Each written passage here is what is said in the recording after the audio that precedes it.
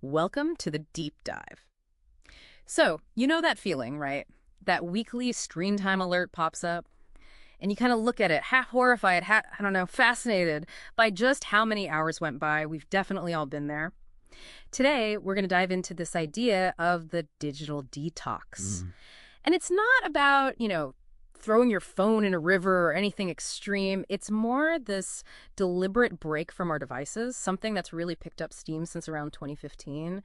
We've even seen celebrities like Ed Sheeran, Kendall Jenner talking about doing it. Right. And those big names get attention for sure. Mhm. But the aim here for this deep dive isn't really to tell you to cut off technology entirely. I mean, for most of us, that's just not practical, is it? It's more about helping you build a relationship with your tech that's healthier, more intentional, moving from just reacting to using it mindfully.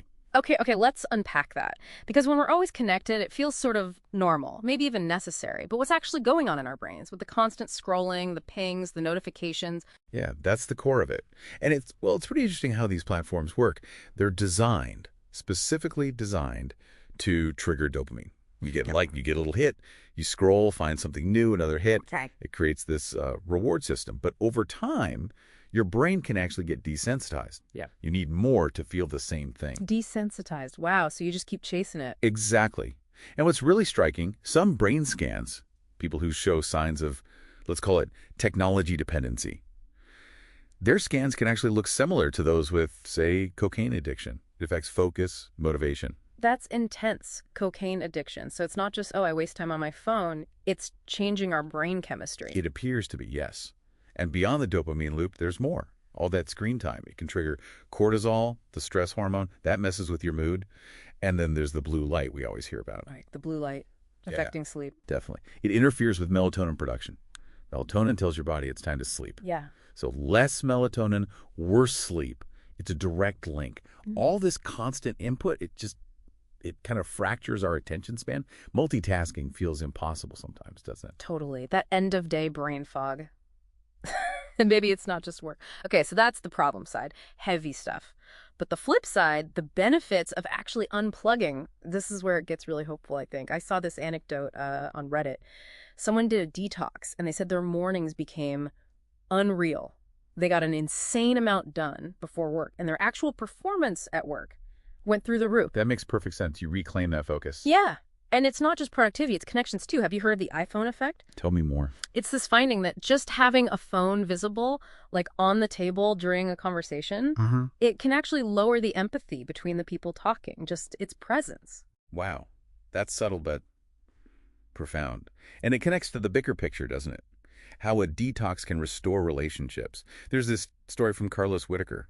After he did a detox, his teenage daughter, she actually told him, she said, "Dad, you were the purest dad I've ever had," just because he was fully present. Oh man, dearest dad, that hits hard, just being present. It really does. And there's another angle too, boredom. We're so quick to fill any empty moment with our phones.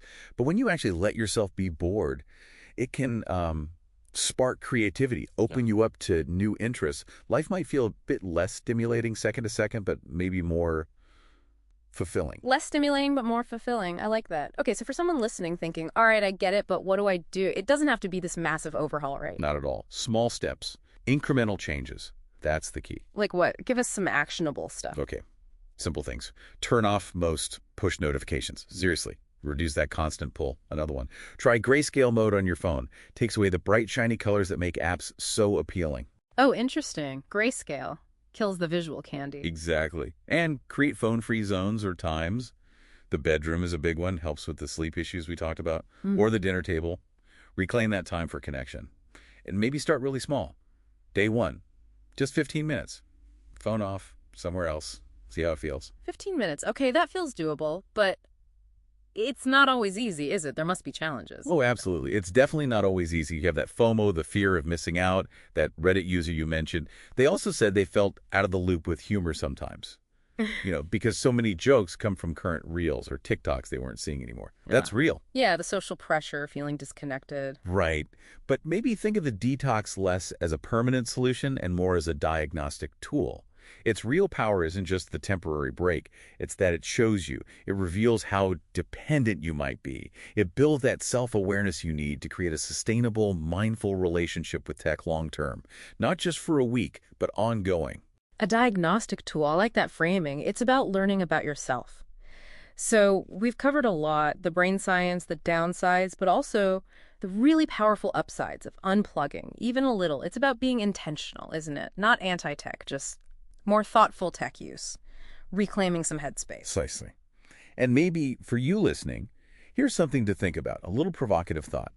What if, just for today, maybe for 15 minutes, you consciously chose not to fill a moment of boredom with your phone? Just sit with it. Let the boredom be there. What might you notice? What thoughts might pop up when you just let your mind wander screen-free? Give it a try.